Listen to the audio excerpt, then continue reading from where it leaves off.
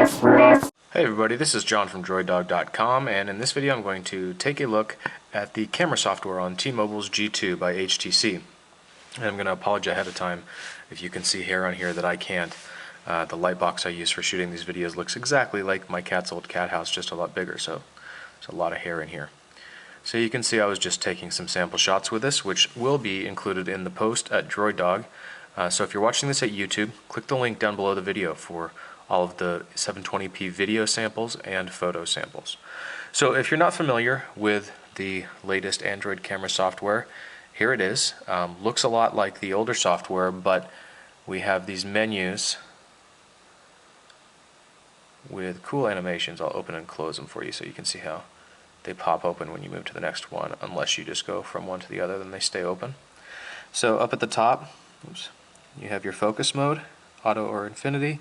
You can change exposure. Most of these are scrollable too. The picture size, all of my samples were taken at 5 megapixels and super fine picture quality. And you have some effects in there as well. So that's a lot of options stuffed under one little button at the top there. Then you have the geo location settings, your white balance, not scrollable, flash, off, on, and auto. And as you'll see in my video capture for a dark room, you can use the LED as a torch, and the camera does not have to be recording for the LED to come on. So actually I'll just give you a quick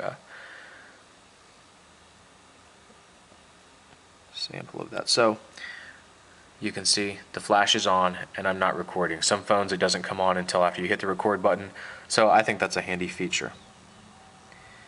Get people situated in your frame and everything. Next you have your zoom, which goes up to 2x, and this panel is not scrollable. That's all of your options right there. If you hit menu, all you can do is go to your gallery or switch to video. And then you can do the zooming that way too.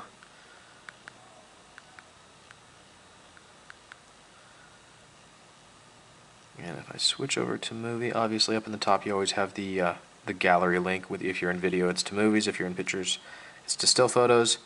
At the top you just have your effects, then white balance, flash, and then video settings. And when I first opened the phone, it was set to high, which I think is kind of weird. I guess some people want to save space, but I think most people that are getting a phone like this want to see what the HD video is like more than anything else. So you can see all the settings there. And that's just it. That's all there is to it. Once you're in the gallery, you've got some options here. You can go straight to share or delete. If you hit more, you just get details, which is information on the file. Sharing options, YouTube, Bluetooth, messaging, photo bucket, any other apps that are compatible that you have installed will pop up there as well. Switch back to still photos, go to the gallery, and you can see we can switch back to the camera up there as well. Same thing about information on the file. Same sharing option. There you go. Check out the post for the photo and video samples. They speak for themselves. Thanks.